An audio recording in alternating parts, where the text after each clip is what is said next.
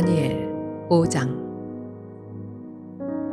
벨사살 왕이 그의 귀족 1000명을 위하여 큰 잔치를 베풀고 그 1000명 앞에서 술을 마시니라.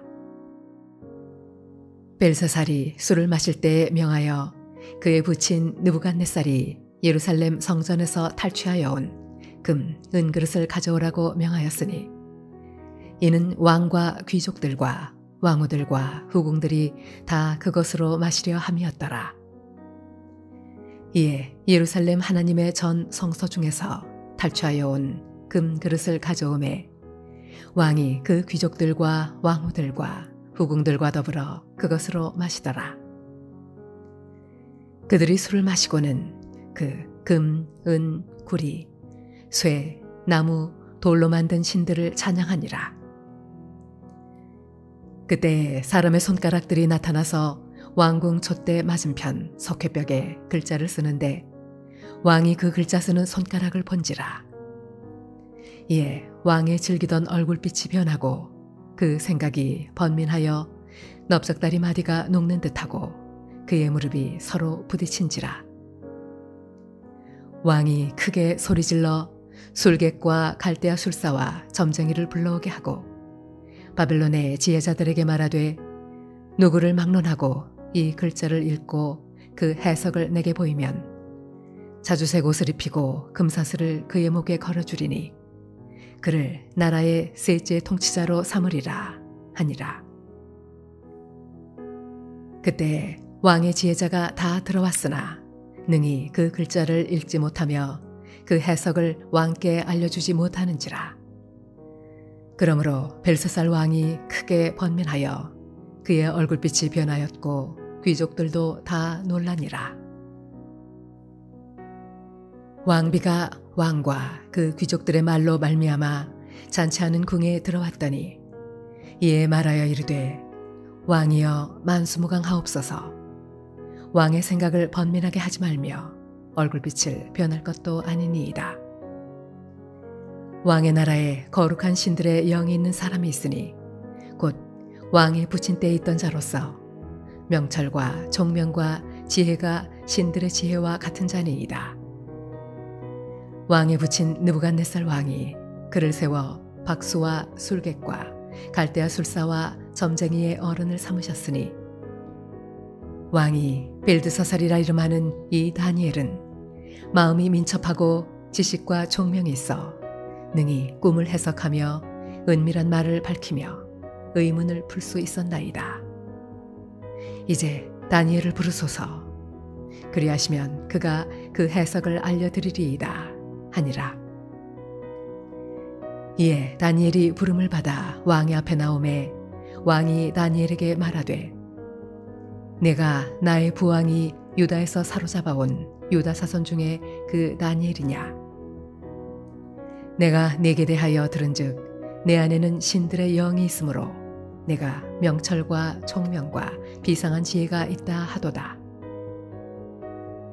지금 여러 지혜자와 술객을 내 앞에 불러다가 그들에게 이 글을 읽고 그 해석을 내게 알게 하라 하였으나 그들이 다 그 해석을 내게 보이지 못하였느니라. 내가 네게 대하여 들은즉 너는 해석을 잘하고 의문을 푼다 하도다. 그런즉 이제 내가 이 글을 읽고 그 해석을 내게 알려주면 내게 자주색 옷을 입히고 금사슬을 내 목에 걸어주어 너를 나라의 셋째 통치자로 삼으리라 하니 다니엘이 왕에게 대답하여 이르되 왕의 예물은 왕이 친히 가지시며 왕의 상급은 다른 사람에게 주옵소서. 그럴지라도 내가 왕을 위하여 이 글을 읽으며 그 해석을 아뢰리이다. 왕이여, 지극히 높으신 하나님이 왕의 부친 느부갓네살에게 나라와 큰 권세와 영광과 위엄을 주셨고 그에게 큰 권세를 주셨으므로 백성들과 나라들과 언어가 다른 모든 사람들이 그의 앞에서 떨며 두려워하였으며 그는 임의로 죽이며 임의로 살리며 임의로 높이며 임의로 낮추었더니 그가 마음이 높아지며 뜻이 완악하여 교만을 행함으로 그의 왕위가 패한 바 되며 그의 영광을 빼앗기고 사람 중에서 쫓겨나서 그의 마음이 들짐승의 마음과 같았고 또 들나귀와 함께 살며 또 소처럼 풀을 먹으며 그의 몸이 하늘 이슬에 젖었으며 지극히 높으신 하나님이 사람 나라를 다스리시며 자기의 뜻대로 누구든지 그 자리에 세우시는 줄을 알기에 이르렀나이다.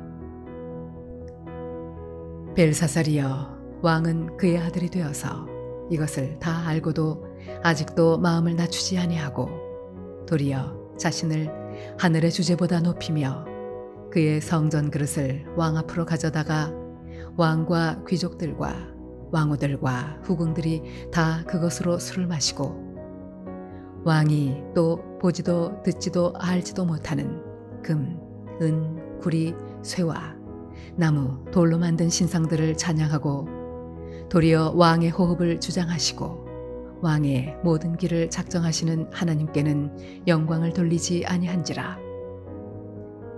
이러므로 그의 앞에서 이 손가락이 나와서 이 글을 기록하였나이다. 기록된 글자는 이것이니 곧 메네 메네 데겔 우바르시니라. 그 글을 해석하건대 메네는 하나님이 이미 왕의 나라의 시대를 세워서 그것을 끝나게 하셨다 함이요, 데겔은 왕을 저울에 달아보니 부족함이 보였다 함이요, 베레스는 왕의 나라가 나뉘어서 메대와 바사 사람에게 준 바 되었다 함이니이다 하니, 이에 벨사살이 명하여 그들이 다니엘에게 자주색 옷을 입히게 하며 금사슬을 그의 목에 걸어주고 그를 위하여 조서를 내려 나라의 셋째 통치자로 삼으니라. 그날 밤에 갈대아 왕 벨사살이 죽임을 당하였고 메대 사람 다리오가 나라를 얻었는데 그때 다리오는 62세였더라.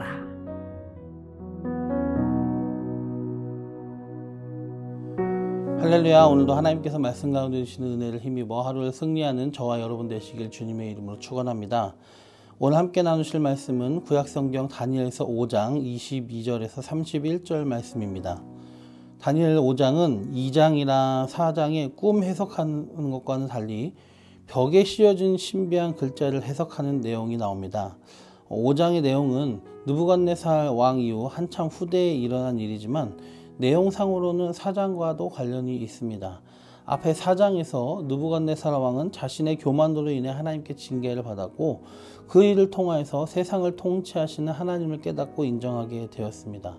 그리고 그 뒤에 이어진 5장에 나오는 벨사살 왕은 느부갓네살이 예루살렘에서 전리품으로 탈취해온 하나님의 성전의 기물들을 자기들 잔치한 데 사용함으로써 하나님을 모독하는 경솔한 왕이었다는 것으로 묘사가 되고 있습니다. 이 벨사살 왕은 선조였던 느부갓네살의 경험에서 아무런 교훈도 배우지 못하였고 또 분별력조차 없어서 전쟁 중에도 이런 잔치를 하고 있었던 왕이었습니다. 오늘은 잔치 가운데 갑자기 나타난 손가락이 쓴 신비한 글자를 다니엘이 나서서 해석하는 장면을 통해 교훈을 살펴보려고 합니다.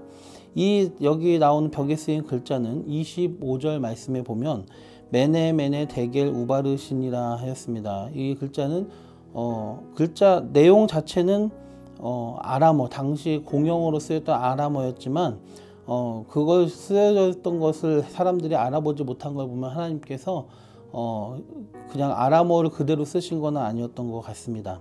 하여간 여기 나오는 이 메네는 계산하다, 세어보다라는 의미고요.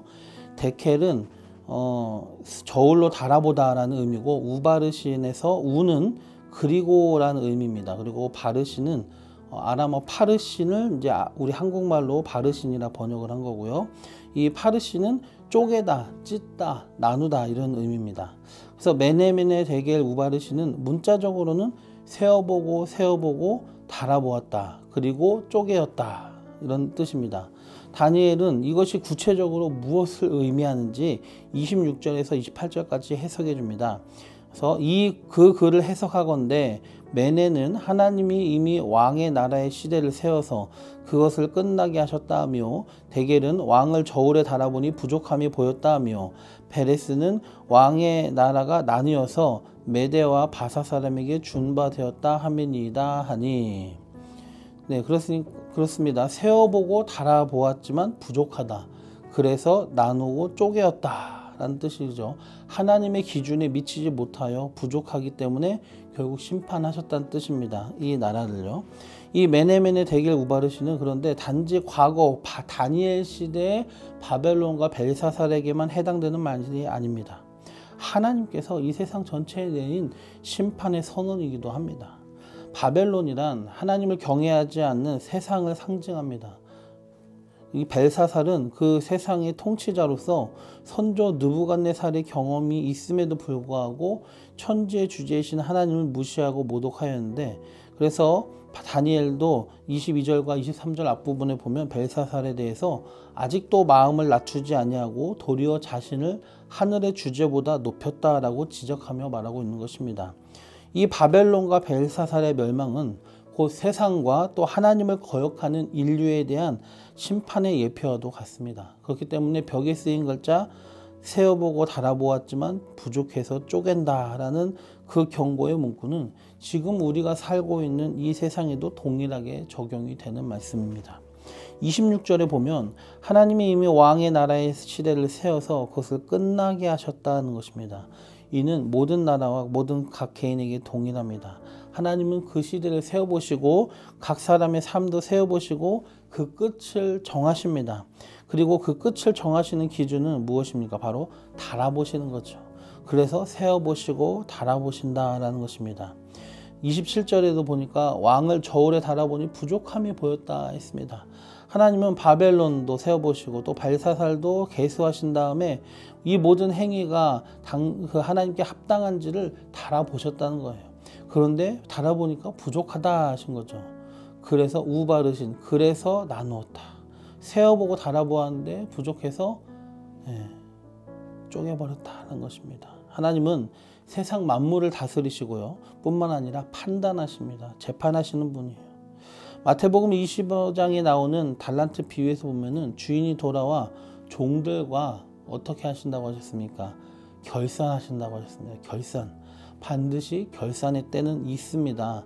마지막 때를 살아가고 있는 우리는 만물을 다스리시는 하나님의 최후의 결산이 반드시 있다는 걸 기억해야 됩니다. 하나도 빠짐없이 하나님의 심판의 저울에 올려질 것이고요. 오늘 말씀처럼 매네매네 세어보고 세어보신다. 하나님이 다 세어보십니다. 다 기록하십니다. 그래서 요한계시록 20장에 보면 각 사람의 행위를 기록한 책들이 있다 했습니다. 그래서 모든 사람이 그 책들에 기록된 대로 심판을 받는다 했습니다. 매네매네 데켈 우바르신, 세어보고 세어보고 달아보시고 심판하시는 그 하나님께서 지금도 이 세상과 우리의 인생을 불꽃 같은 눈길로 감찰하고 계십니다. 그렇기 때문에 우리 모두 종교개혁자 칼빈 선생님의 그 유명한 고백처럼 코람데오, 하나님 앞에서 살아가되 진실되고 성실하게 하나님의 만유의 주제 되심을 기억하며 또 결산하시는 하나님이심을 깨달으며 벨사살처럼 어리석고 교만하지 않고 다니엘과 그의 세 친구들처럼 바벨론과 같은 이 악한 세상에서 하나님의 사람답게 살기로 뜻을 정하여 살아가는 신실한 주님의 백성들이 되길 축원합니다. 그러할 때에 마지막 때에 그리스도 안에서 우리에게 영생과 함께 천국에서의 상급을 하나님께서 준비해 줄 줄로 믿습니다. 기도드리겠습니다. 좋으신 주님, 매네매네 데겔 우바르신, 세어보고 세어보고 달아보았다. 그리고 나누었다. 주님, 하나님께서는 세어보시고 달아보시는 하나님이십니다. 그리고 쪼개고 나누시는 심판하시는 하나님이신 줄로 믿습니다. 지금도 이 세상과 우리 각 사람의 삶을 하나님이 불꽃 같은 눈동자로 감찰하고 계시는 줄로 우리가 깨닫고 하나님 앞에서 살아간다는 것을 우리가 인식하며 살게 하시오. 하나님이 없이 세상 사람과 똑같은 삶을 사는 것이 아니라 우리의 주인 되시고 만물을 심판하시는 여호와 하나님 앞에서 정직하고 거룩하게 살아가는 우리가 될 수 있도록 인도하여 주시옵소서. 예수님의 이름으로 감사하며 기도드리옵나이다. 아멘.